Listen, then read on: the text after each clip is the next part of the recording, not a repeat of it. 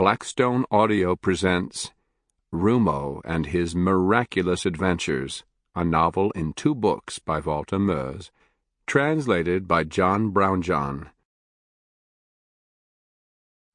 Imagine a chest of drawers. Yes, a big chest with lots of drawers containing all the marvels and mysteries of Zamonia arranged in alphabetical order. A chest of drawers floating in absolute darkness. Can you imagine that? Good. Now watch.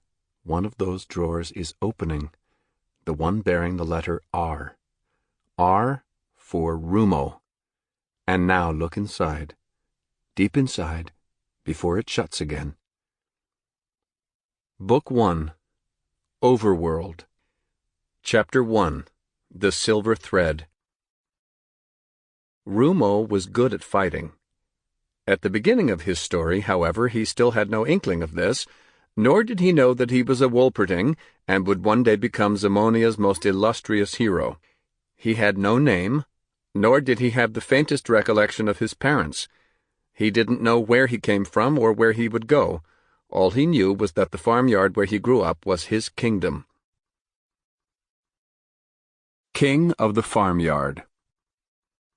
For Rumo, each day began when the farmer's entire family, 7 Hakonian dwarfs, formed a doting circle around the sleeping puppy's basket and woke him with a melodious Hakonian song. Then they showered him with caresses. They tickled him behind the ears, rocked him in their arms, stroked his fur and kissed his tiny horns, marks of affection which he acknowledged with a pleasurable grunt. Wherever Rumo tottered on his 4 clumsy little legs, he instantly became the center of attention. All his activities were applauded. He was even fondled and tickled for tripping over his own paws. The Hakonians set aside the freshest milk for him, barbecued him the most succulent sausages, reserved him the coolest place in the shade and the warmest place beside the stove. They went around on tiptoe when he was having his afternoon rest, and regaled him with apple pie and whipped cream when he yawningly awoke. There were always volunteers ready to romp with Rumo, or allow him to bite them with his toothless gums, and at night, when he had tired himself out with play, they groomed his fur with a soft brush and sang him to sleep. Yes, Rumo was the uncrowned king of the farmyard. There were many other animals on the farm.